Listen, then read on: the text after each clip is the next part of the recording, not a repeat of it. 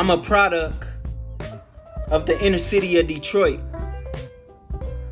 where the government has tore down and terrorized the public school system like the Twin Towers of New York.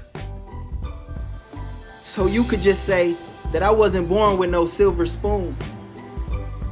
But that's okay, because God still taught me how to eat, even though society tried to leave us with a broken fork. I was always just that short, quiet, but big at heart little boy who grew up playing sports. I lived my whole childhood as a black kid on top of that blacktop, white chalk to make the three-point line, and around the homie who got shot 3 times, right there on that very same basketball court.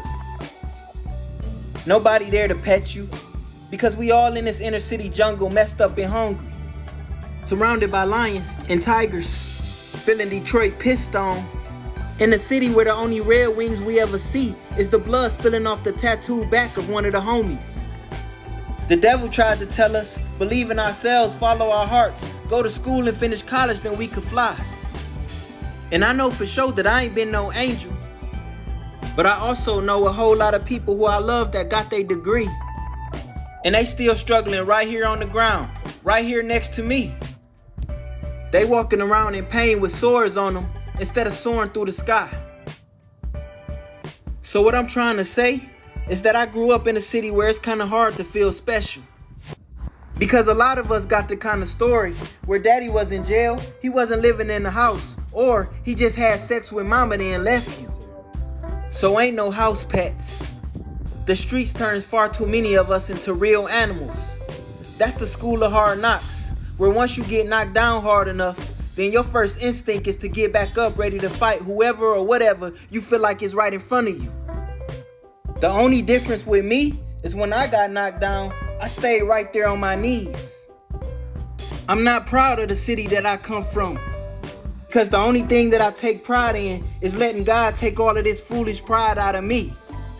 And don't get me wrong, I'm trying not to be full of myself, but I still ain't never full. I ain't lost my appetite, I'm just trying to store up my food in the afterlife. Best believe I'm still just as hungry. But I quit all that chasing money and women, because all that comes from is being afraid to admit that you're lonely. Now I got this deep hunger to tell all of my homies about heaven more than my city. Ever since God put me in that private school and placed his favor on my life, I had to learn that he is the only one who won't ever leave me. The devil thought making me start from the back, that he could just get me all alone and break my spirit. But you can't break something that's already been broken. And so when I was empty, God took me and showed me the fork in the road. Then I chose to let him fill me up with his Holy Spirit. So if y'all happen to see the devil before me, please tell him the environment that I came from or my level of education don't make me who I am, but I still commend him on a nice try. I am who I am because this life is just one big test before we all pass.